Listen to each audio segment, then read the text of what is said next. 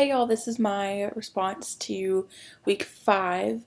Um, the first two chapters PowerPoints I couldn't get to, I couldn't view, um, and I have misplaced my book, and so I am unfortunately not able to respond to, I think it's chapters 12 and 13, but I can respond to chapter 16, and they are super full of information. Chapter 16 basically talks about what persuasion is and how it's basically changing, creating, reinforcing people's beliefs. And there's the question of fact, which is truth, value, which is worth, and policy, which is if action should or shouldn't be taken. Um, and you can evoke a passive agreement or immediate action with your speech.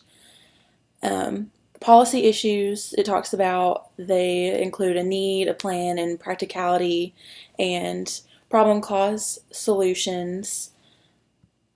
Chapter 17 talks about your methods of persuasion. There's credibility, evidence, reasoning, appealing to emotions, the different types of credibility. There also is talked about ethos, logos, and pathos, which is credibility, logic, and emotion. If you've had English Comp 2, you've probably heard of these and have had them explained more in detail to you.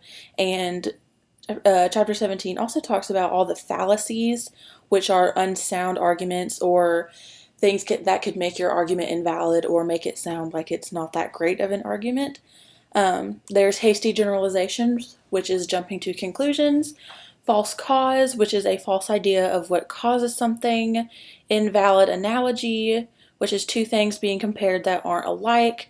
There's bandwagon, which is you do something or you talk about something that is popular or you do it just because it's cool.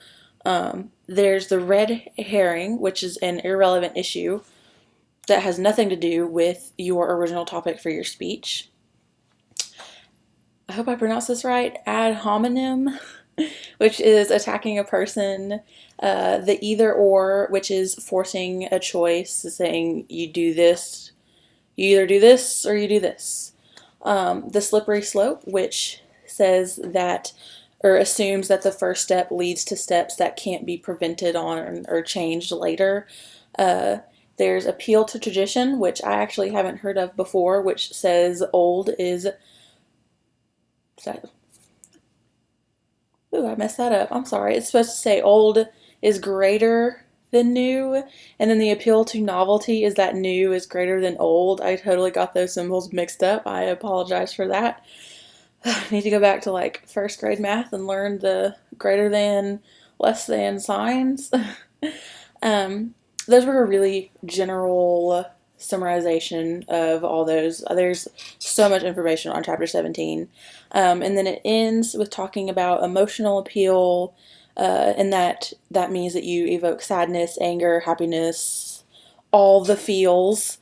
And to do that, you need to use emotional language and speak sincerely, but you also need to make sure that if you're trying to evoke emotion, that it's appropriate to your topic.